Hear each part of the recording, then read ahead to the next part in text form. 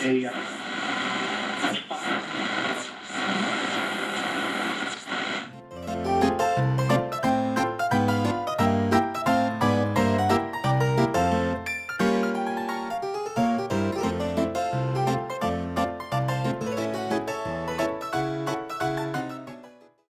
my name is Bob Tevis. Thanks for tuning in to SPERDVAC's first virtual convention, and welcome to our conversation with Leonard Maltin. Many of you know Leonard, as I do, as one of the country's most prominent movie historians and critics. His movie guide was published for 35 years, and in the 1980s could have been called the Blockbuster Bible, since it helped people navigate not only television, but the video store. Leonard is also in the Guinness Book of World Records for his review of the 1948 musical, Isn't It Romantic? The review read, "No." I guess it wasn't, Leonard. Anyway, less is known about his interest in classic radio and his longtime support of SPERDVAC. And he has written a book called The Great American Broadcast, which was published in 1987, which mentions SPERDVAC prominently. And the book is the story of radio through conversations with people who made it happen. And the line that I'd like to start the conversation off with you, Leonard, is right from the book saying, "Movie buffery led me to radio." Thanks for joining us. Thank you. Nice to be here with you. Thank you. So how did movie buffery lead you to radio? Well, it was like this. A good friend of mine in New York, fellow film buff, Alan Barber, heard that my wife Alice had a favorite actor, namely Ronald Colman. And because of that, he dubbed off cassettes of the Jack Benny shows from the late 1940s that had to do with Ronnie and Benita, his wife, being Jack's next door neighbors, which they were not in real life. True. But it was very persuasive on the show. And we so enjoyed listening to those shows. They're so funny, so good. And Ronald Colman and his wife are both excellent. True. They play themselves quite nicely, or the personas that were created around them. That it got us hooked on radio. That was our gateway to old time radio. And that was sometime in the 80s, I think you mentioned? 70s. Okay. And then you got involved through SPERDVAC, through Bob Lyons, from what I read in the book. Well, we moved to Los Angeles in 1983, 40 years ago. We moved temporarily.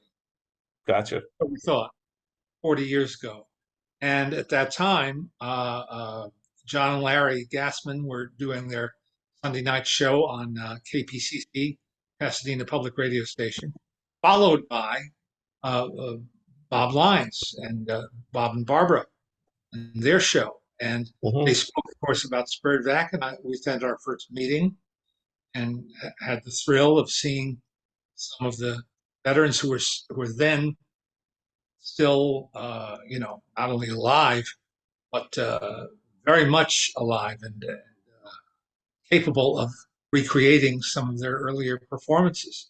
And that was it. I was hooked. And when I get hooked on something, I have to write about it. Gotcha.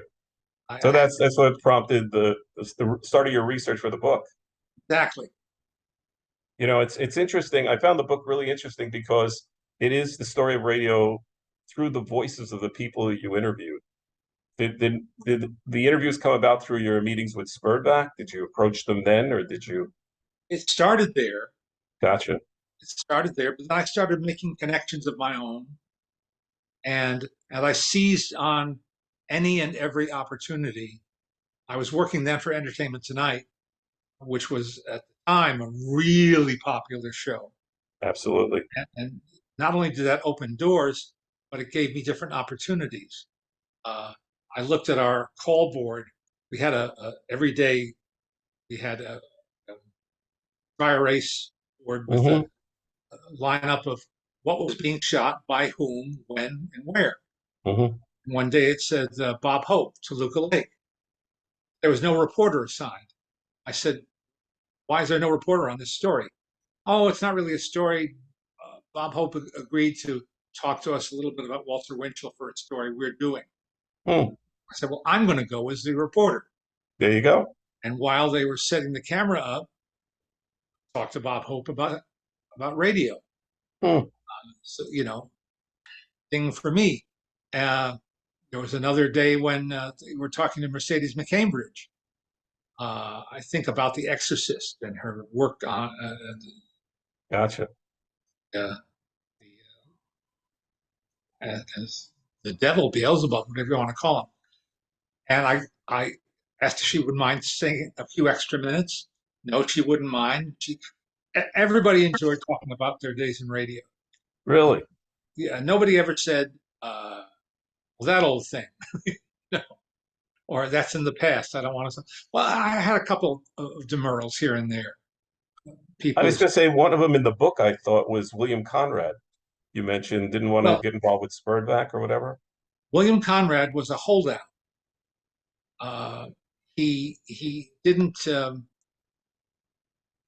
didn't like to wax nostalgic, I guess. Hmm. And good friend Parley Bear, who was very active and came to many SPERDVAC gatherings. Absolutely. Even he asked Conrad. Conrad said no. But an actor friend of mine named Jimmy Caron, now gone, Yeah, I remember Jimmy Carroll. wonderful guy, lived into his 90s, happy to Hmm. say. He became friendly with Conrad and said he would act as intermediary and get me an interview, and he did. Hmm. So I sat for a lovely afternoon in his den with Jimmy also there and got to talk to him. That must have been I, fascinating. Go ahead. my assistant at the time called John Daner, who had Okay. retired and moved away from LA. He was living in Northern California or the Central Coast, something like that. And Daner said, as some people tend to do, he said, well, I'm retired now, and it's another chapter of my life. I don't really want to Hmm. talk about it. I think if I had been on that phone call, I would have tried different methods of persuasion to try to get him Sure. engaged. But then I also had great good fortune, along the way. I used to be sent by Entertainment Tonight to the NATP convention every year. That's Okay. the syndicated television convention. In those Okay. days, the big deal where they were selling new shows for the fall, and you never know who would turn up there. Hmm. Vegas one year, New Orleans one year, different places. I'm walking along the convention floor, and there's Ralph Edwards. Oh, So I approached him and introduced myself, and he was friendly. And I said, "How did you ever get that incredible laugh hmm. at the beginning of Truth or Consequences, week after Hmm. week?" And he said, "Well, that was a big, big secret." I said, "Yes, I know. That's why I'm asking you." Yeah. And he proceeded to tell me. I don't think he would have done that if we were sitting down having a formal interview, but just as a matter of conversation, he spilled the beans. And the Now, when beans, you, are, for those who don't know, I'm curious myself, why, how did he get the laugh?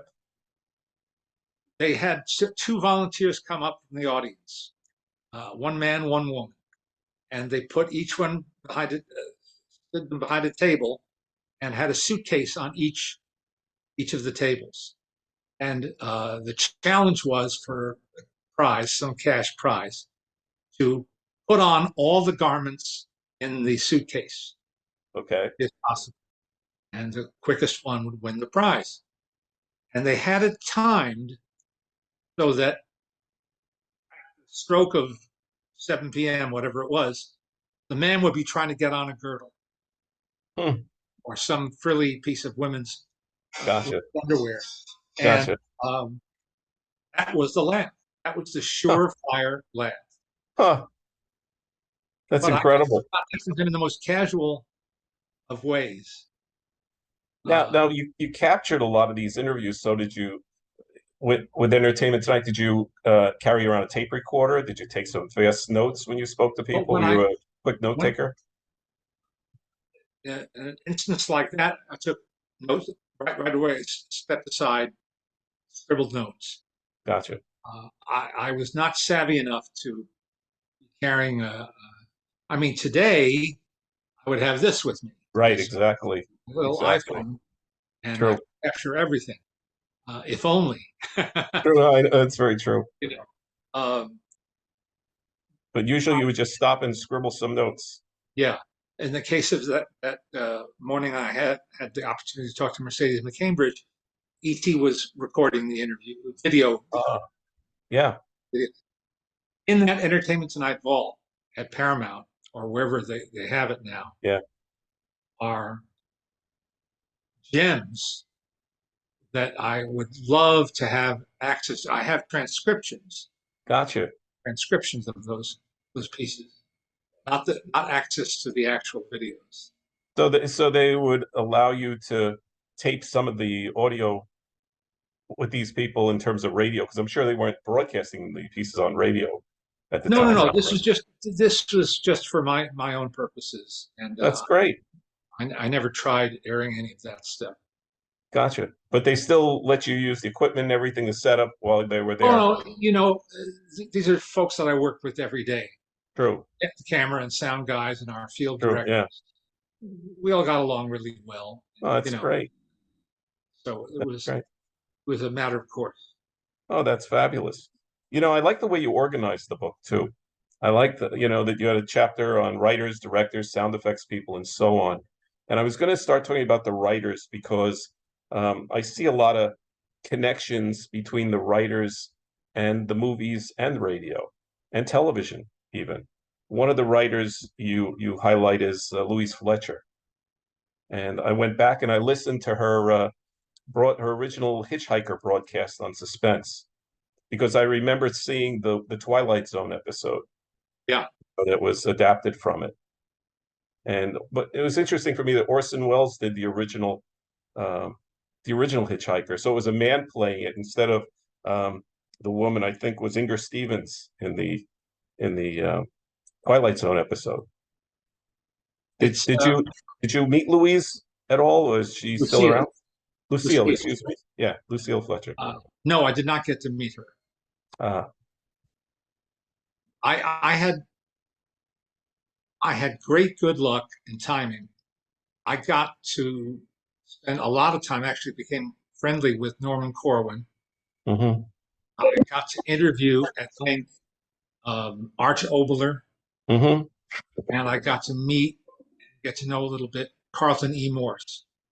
And if you asked anybody, three most prominent figures behind the scenes of True. Golden Age of radios, likely those three names would come up. That's true. I had access to all of them, and how lucky for me. You quoted Arch Oboler. I love this quote that I read there. It says, "The medium is a quicksand into which millions of words disappear without a trace," which is really a great quote because it's true, It is especially back then. it's true, but it's so well put. I mean, he was a wordsmith. I'm familiar with Arch because Tommy Cook, Yeah, that was his mentor, and Tommy's been in our productions in SPERDVAC. And he always mentions Arch Oboler. And last year I directed it, last convention I directed an episode with Tommy in it, and Bob Lyons as well, and Barbara Watkins, of a record that Arch Oboler had made in the 60s. He was still working in the 60s, yeah. creating his mysterious pieces and such. Did he come across as someone who could write good science fiction and good mystery fiction like he did? Well, he was so articulate, you know, so well spoken. He could write anything. Gotcha, gotcha. It's interesting because you refer to him later on in the book in the sound effects area, where he needed a sound effect of a man being turned inside out. And so he used a rubber glove soaked in water, turning it inside out while they crushed a berry basket, which I thought was one way of doing it. Today people have access to whole libraries of sound effects online, but they didn't have that then. That's true. They had to That, make it as they went along. that's true. Well, I really enjoyed the part where you talked about the recorded sound effects. Hmm. How, today everything can be taped and digitized and done instantaneously, where back then they had to have banks of turntables and people ready to play a record at the Right. right time. Sometimes I see demonstrations of people doing Foley work, Hmm. and that's always fun to see. It's always a good story. They show you how to do footsteps and footsteps in the sand, footsteps Yes, on a wooden plank, like in an old western town. That's all great, but they don't have to do it live. true, They can try the first time, and if it doesn't work, they can do it a second time. true. In the golden age of radio, that had one shot. Exactly. Exactly. Jumping around your sound effects area of the book, I love the story about the 10,000 drunk chickens. I don't know if you could share that with the audience, if you recall. I don't remember it. Apparently, Ray Kemper was a sound effects man with William Robeson, and they were doing a show, and he said, "Listen, I need a sound effect of 10,000 drunk chickens." So Ray, according to your story of the book, which I really loved, you said that Ray went to a farmyard, got chickens talking. Then he and another guy made throwing up noises and all kind of crazy sounds. And because they needed it on some sort of disc for the show, they put all this stuff, redubbing, mixing everything down to a disc. And they put a label on it that said 10,000 drunk chickens. And when they were performing it during rehearsal for William Robeson, he said, "I'm ready for the cue," and they cued the 10,000 drunk chickens. And apparently Robeson said, "That can't be right." And Ray Kemper took the disc and showed him the label 10,000 drunk chickens. And Robeson says, "Well, I'll be damned." That's right on the label. Really, it was fabulous. But it's true. But what I find interesting about radio is how many people, and I think you talk about this in the book a number of times, how many people sort of like just wandered into it, just tripped and fell into a job at a Yeah. radio station. Yes, exactly. Well, it was kind of wide open. Hmm. I mean, the internet today uh, is sort of wide open too. Anybody can post a blog. Anybody True, can take a film and put it online. You can perform a song. You can, true. you can express yourself, and there's nobody to stop you. There's True. nobody. Uh, there's no imperative to listen or watch. That's On the true, but but it's available. It's yes. open and available. And radio already had gatekeepers, be they the guard at the door, or a director or producer or a sponsor. But you could break in. Yeah, literally break in, people just walking in and or people walking in doing something else and someone saying, "Hey, you have a nice voice. Could you come here and just announce this little piece?" Yeah, And it's incredible because you would think no one asked for credentials, no one asked for what experience you have. They just said if you were in the right place at the right time, yeah. you got the job. Did you meet many people when you were doing this who had that experience, of just walking in? Well, to some degree, Peggy Weber Okay. uh, was that. She came from Arizona to LA and sort of pounded the pavement, to use an old expression, uh, hoping to get heard, hoping to get noticed.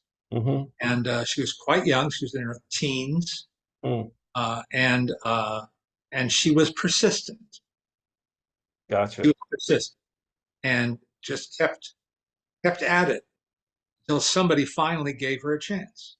Gotcha. Gotcha.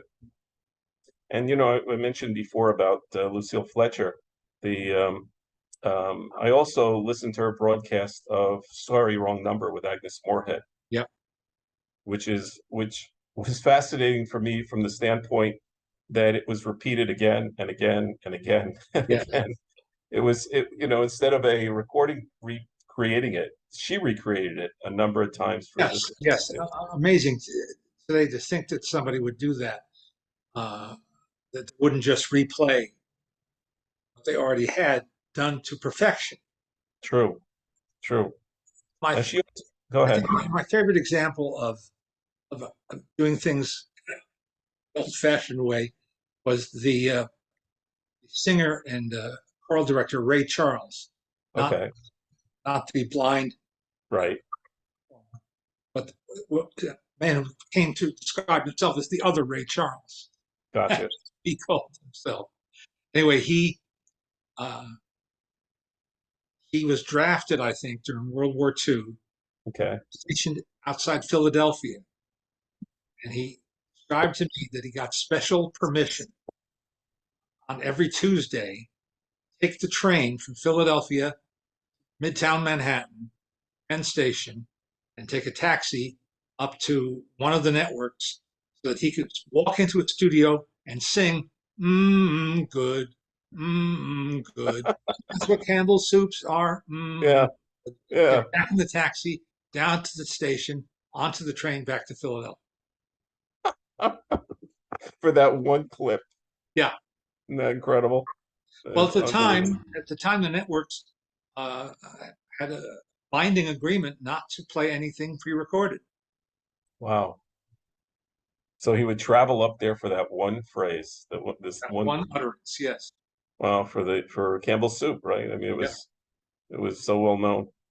But I was curious what you thought about the movie version of Sorry, Wrong Number, since you are a movie guy. I'm a movie guy myself. Uh, I think it's pretty good. I think the radio show is better, Yeah. but I'm prejudiced. Well, it's interesting because she did have to stretch it out to make a movie. Yes. Movie's three times as long as approximately three times as long as the radio show. And I think the brevity helps it. And I think she was more innocent sounding in the radio show than in the movie. In the movie, there seemed to be complications in her life Yeah. that made her seem less innocent than what you heard in the radio show. Yeah. The word that comes to mind is overwrought. Yes, very true. And no disrespect to Barbara Stanwyck, who's a great actress. Very true. Very true. And Burt Lancaster. And the movie, I don't know if you realize the movie it was a box office hit that year. It was one of the highest grossing pictures that year. Well, it was pre-sold to the audience. They already knew. Really true. Yeah. So, radio helped that. I had a conversation with someone recently where we talked about how radio was there to give actors work between films. Where That's sort of true. The problem came when television uh, entered the picture. hmm That uh, radio actors uh, who were under contract or were cast as regulars on different shows didn't want to give up that big gig, didn't want to give hmm up the security hmm or the money. And a movie was a one-shot proposition, so was True. a television appearance. hmm How to juggle those. That became a bit of a dilemma for a lot of actors. I just put a piece in the radiogram about listening to a movie, and I talked about the Lux Radio Theater. And when I read your book, I was shocked to learn that Cecil B. DeMille never really directed those programs. No, that was one of the great subterfuges in Really, it's the true. history of the media. Well, you just assume that he was a great film director, so he was probably directing all the shows that he was introducing. He was not merely the host.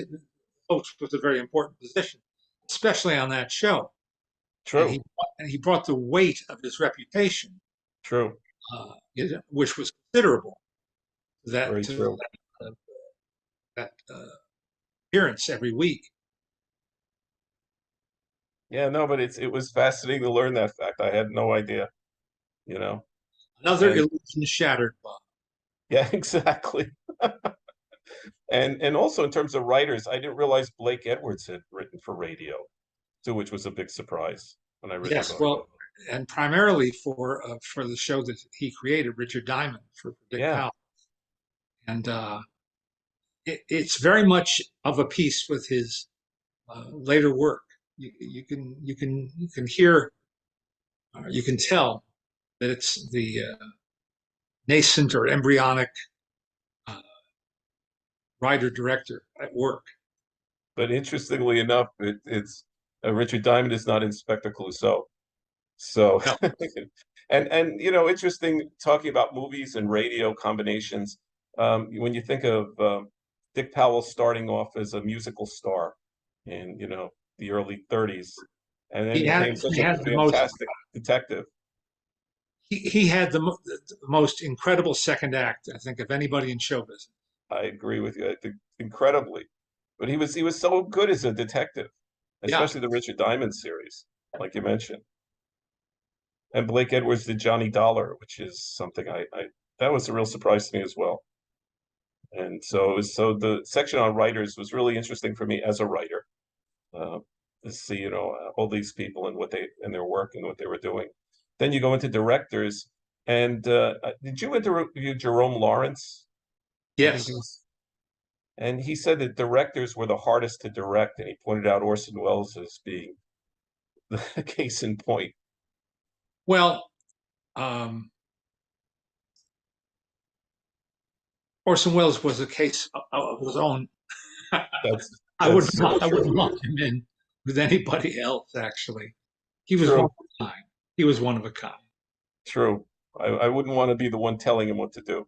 Right. But I think it was Jerome Lawrence I think it was he who made me aware that virtually every prominent playwright of his generation worked in radio, Yeah, that's interesting. either as a stepping stone toward Hmm. a theatrical career or as a way to pay the rent while learning the craft.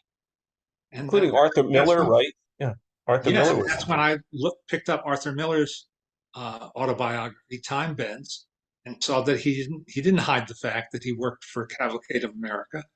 Hmm. Uh, he talked about it. Well, everyone has to start someplace, as they say. So Yeah. it's Well, really Lawrence.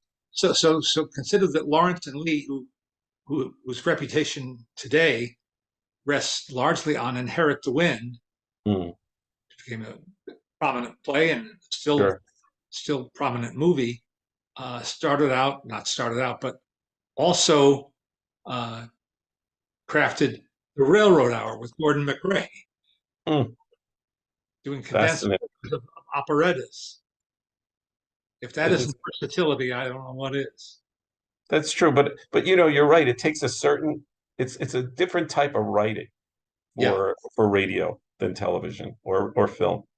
Because in television or film, you could always you could let the people see what's going on. sure, Your words had to speak to the people. sure. And at first, when I was a kid and I sampled old time radio, I didn't like it right away. I didn't cotton to it right away Hmm. uh, because it seemed obvious or maybe even redundant uh, to have the Lone Ranger say, "Okay, Silver, let's move over here." Yeah. It's all exposition. You have to explain what you're doing or what the character is doing. Well, you were a child of television, like I was, I guess, Yes. right? So, And when my parents told me, as parents will say, mhm, we didn't have television when I was growing up. true. I said, well, what did you have? They said, well, we listen to radio. Yeah. And I couldn't create an image in my mind of sitting in a room staring at a radio console. What do you mean you listen to radio? It That's true. just didn't scan for me. There was someone had told me recently of a child that walked into their parents' house and said, "Did you know there was a time they had radios in houses? I only thought they were in cars." Yeah. Think about it. Yeah. It's really, I can understand exactly what you're saying. You know, how could you sit around the radio? What do you look at? Like you were thinking, right? Exactly. It's really true. But millions did. And I don't know if you know this little story. I interviewed Christian Nyby Jr. a few years ago. His dad directed The Thing. Right. And he said to me that his father was thinking when he was directing the movie that I don't have to show the monster that much because these people were brought up on magazines and radio and they had great imaginations. And so I wanted to play with their imagination as opposed to putting it up on the screen, you Which is know. very smart. Yeah. But great radio writers knew that they could create something in people's minds. We mentioned Barbara Stanwyck with Sorry, Wrong Number. Not Barbara Stanwyck, but Agnes Moorehead. You know, I mean, Exactly. the tension that would just rise up in you hearing her panicking, is incredible. Another director I thought that was interesting to find that it was a real surprise to me, Edna Best. Yes. Did you Peggy have a Webb. chance to speak to her by any chance? No, no, she was long gone. Okay, Uh, gotcha. but Peggy Webber was one of her proteges. Really? Yes, and she can tell you more. But Edna About Best Edna Best, was married to Herbert Marshall. whose daughter Sarah Marshall was also in television on a Star Trek episode Hmm. with Beverly Washburn. She's in the same Star Trek episode of Beverly Washburn, who's a big supporter of of Sure, SPERDVAC. It's in a sure. lot of our shows and everything. But I know Edna Best from The Man Who Knew Too Much, the Yeah. Hitchcock film. So I knew of her. I knew of her story with Herbert Marshall, but I had no idea she was a radio director. A And friend of mine back in New York, who was a veteran punster, said to me, "This is the real buffs now. I found Sarah Allgood. I liked Gerald more, but I liked Edna best." that's terrific.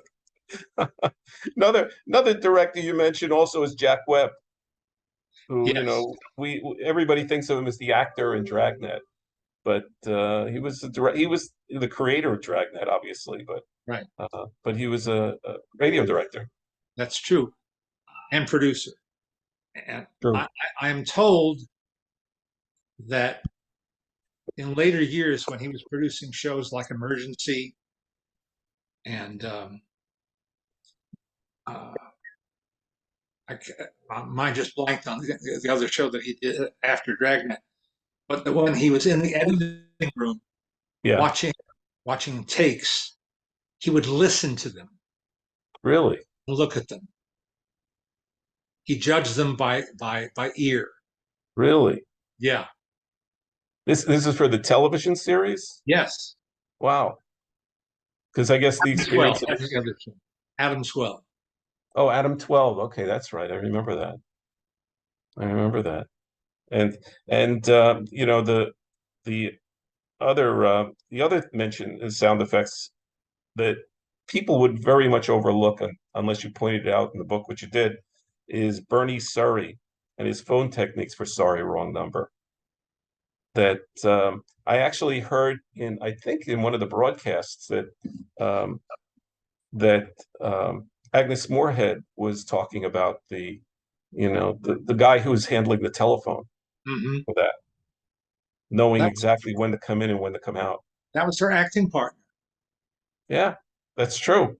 That was true of all the great sound effects artists, and I use the word deliberately, is that they were performers.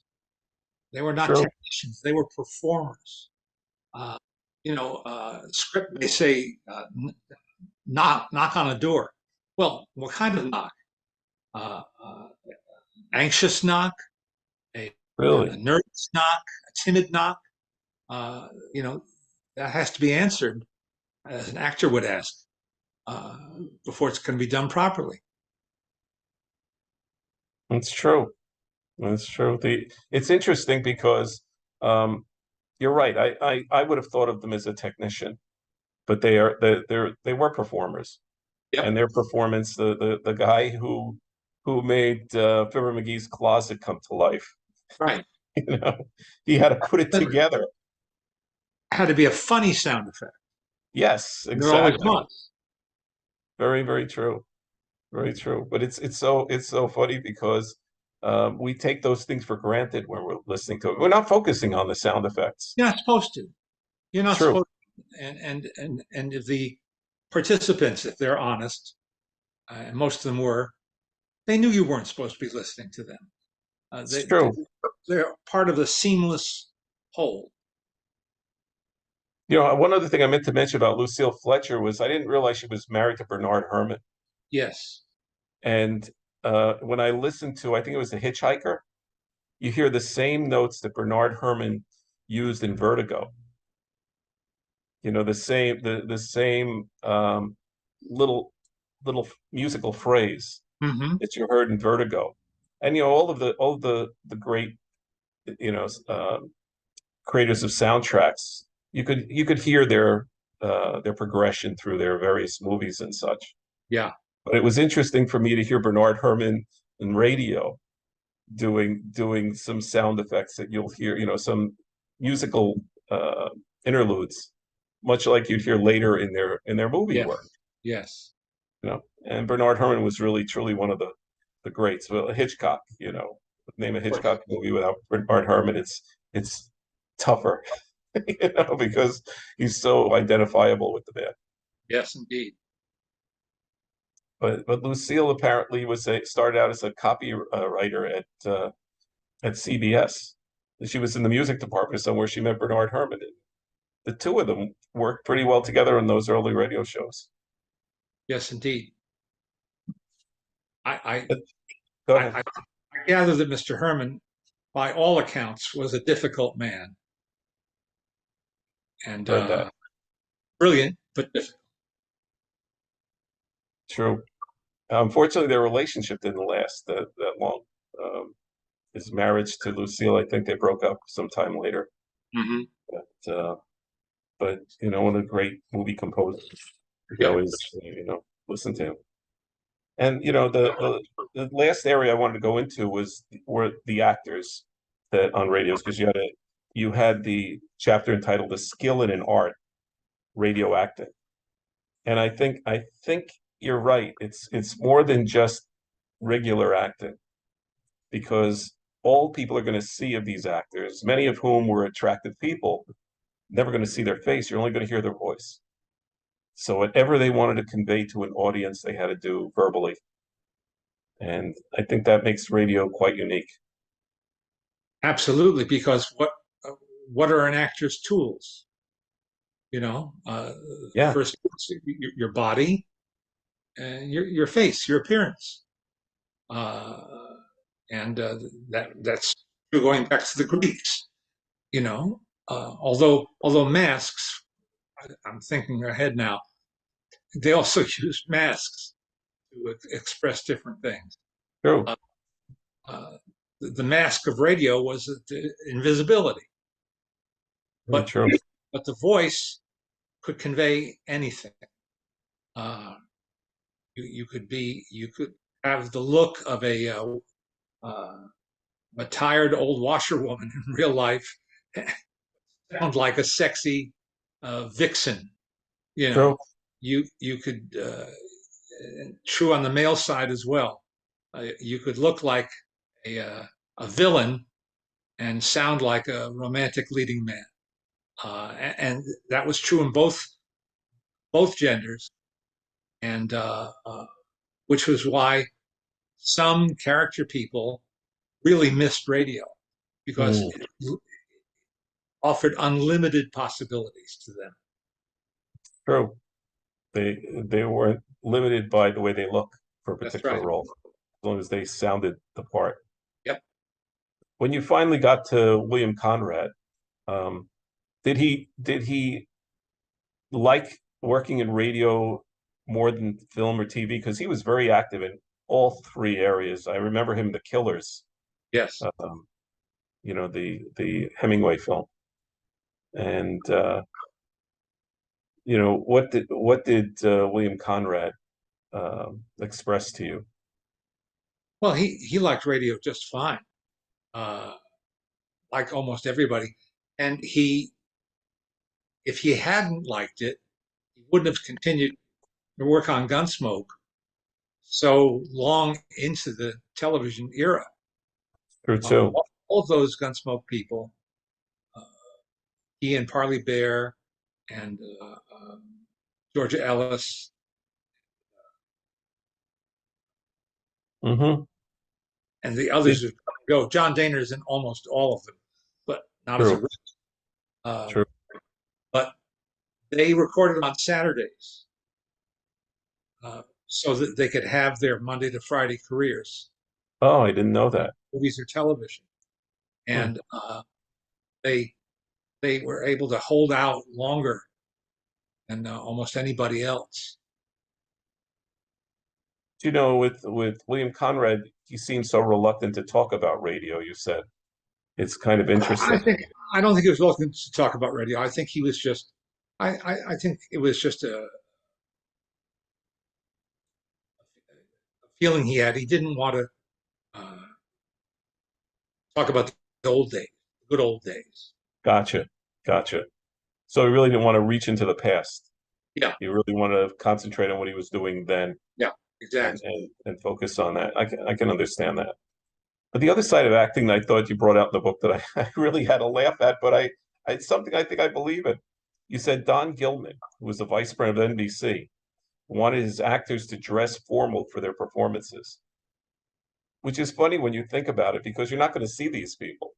I know, but the studio audience was, That's true too. and he felt that that an air of importance and theatricality, I guess, Hmm. and just as in movie lore, Eric von Stroheim, famous actor director, he Absolutely. directed his films. He was very particular about the undergarments that both the men and women wore. That's true. I forgot about that. You're right. He, People would say to him, "But no one's going to see that." Yes. Yes, he said, but the actor's going to know. Yeah. Well, it's true. It puts them in a Affected frame of mind. performance. And it must have been that was Gilman's reasoning, I'm sure, as well, for the actors on his shows. If they were dressing up, it made it an occasion. It wasn't just another day at the workshop.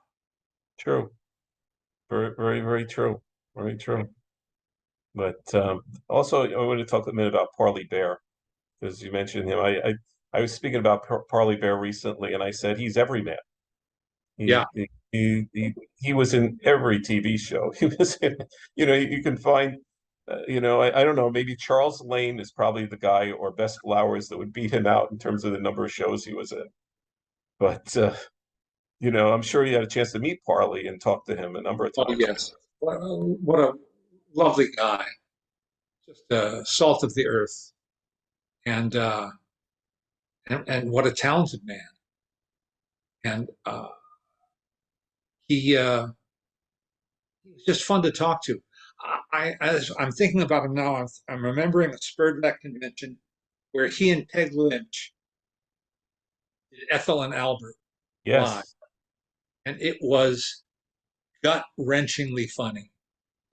It built, it escalated, got funnier and funnier, and his frustration in character with his wife was just comedic acting at its finest. I didn't know that we had both Parley Bear and Peg Lynch on stage together Mm. for Ethel and Albert. Last few conventions we've had a number of Ethel and Albert presentations, and we usually have Beverly Washburn and Stuffy Singer. Hmm. The two of them do a really good job with Mildred Paulson's Overshoes, I think is the episode that Peg wrote. And Peg Lynch just had obviously you met her because you were there, but she impresses me because of the sheer volume of her writing, Sure. you know? She and Gertrude Berg uh, turned out so many scripts, and the bulk of them that the bulk of them that we've seen and read and heard are really good. True. It isn't But just the fact that they did it, but they did it well. we're talking more than 10,000, I think, Peg Yeah, Lynch, which is just unbelievable. Do you get up to go to the bathroom? I mean, it's a yeah, question. If you put out that many scripts, how can you do that in a lifetime? stupefying. Her daughter told me in the mid 40s that I think it might have been NBC wanted to buy, her Ethel and Albert series out from under her, and she said no. She said she turned down offer after offer because she said this is what all I have, and I don't want to give it up. And so the family still holds the rights to all the Ethel and Albert material because the mother said in 1943 or something like that, no, it's all mine. Good for her. Definitely, definitely. Anyway, I'm looking at the clock here, and I want to finish up the interview, but before I do, I want to take your work back into the movies for a moment Okay, because I'm just doing a little bit of research. I found that you actually made it into the movies in a film called Gremlins 2. true. Gremlins 2, the new patch. And if you don't mind, Zach, who's producing this, is going to play the clip for the of you in the film, so that Okay. people can see that. Yes, stand by here for a second. I'm Leonard Maltin, and this is the Movie Police. Today we'll start with our video watch. Just re-released on video is the movie Gremlins, though I really can't imagine why. Now, I know some people found this movie fun, but me, I'd rather spend 2 hours having root canal work done. What's fun about a movie full of ugly, slimy, mean-spirited, gloppy little monsters who run amok and attack innocent people? Our moviegoers so desperate for entertainment that this kind of trash and cast for fun. Whoa, wait a minute! This is kidding! Ow! A 10! It's a 10! So, how did it feel being on the other side of the camera for once? Well, there's a little backstory to this. I realized very early on that it was not going to be comfortable for me to become friendly with directors, that I would have to critique, Really, it's true. or actors for that matter. Yeah, I've always tried to keep a kind of an arm's length distance. I mean, I meet them at interviews or film festivals. sure. That's fine. Yeah, You could briefly socialize with someone, true. but to take it any closer than that, I think is unwise. But I Good happen point. to know Joe Dante since we were both teenagers Ah, back east, as they say, and uh, we've stayed in touch and stayed friendly. And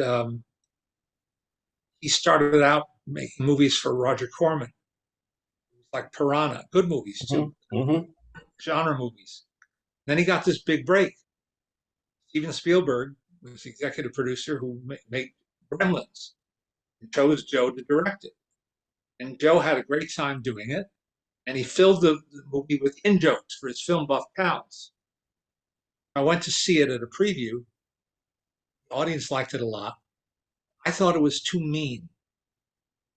And, and I didn't really have a good time. Okay, And at the time, I was on this big hit TV show, Entertainment Tonight. I right. was the only critic. I couldn't pass the assignment on to another critic. There was no other critic. Gotcha. And uh, I debated whether I should soft pedal, my. Well, yeah, because it's your integrity, right, as a critic. It's like, if I'm not honest, then I've got no business doing this for a living.